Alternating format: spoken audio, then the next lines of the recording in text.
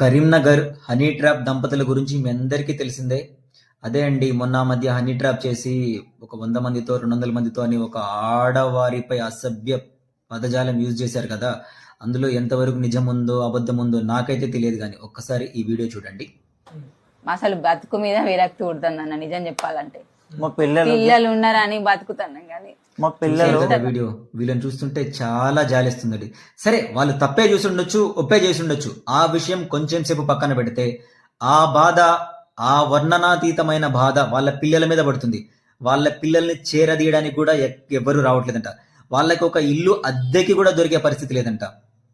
సరే, వాళ్ళు చేసింది తప్ప ఒప్ప అనేది నీకు తెలియదు, నాకు తెలియదు. అది కోర్టులు ఉన్నాయి, పోలీసులు ఉన్నాయి, దాని గురించి జడ్జిమెంట్ ఇస్తారు, అది వేరే విషయం. కానీ ఈ మధ్య కాలంలో సోషల్ మీడియాలో ఎవరు పడితే వాళ్ళు మాట్లాడేస్తున్నారు. వాళ్ళకి ఎంతవరకు న్యాయమో అబద్ధమో ఏం తెలియదు. జస్ట్ వాళ్ళది ఒక వీడియో తీస్తున్నారు, పెట్టేస్తున్నారు. అసలు నిజాలు ఏమిటనే తెలుసుకోవట్లేదండి. ఇకనైనా వాళ్ళ మీద ట్రోలింగ్ ఆపుదాం ప్లీజ్. వాళ్ళని బ్రతకనివ్వండి మామూలు మనుషుల్లాగా. సరే, వదిలేయండి ఇలాంటివన్నీ. ఇవి వేస్ట్ న్యూస్ కదా, పనికొచ్చేదైతే కాదు కదా మనకేమి.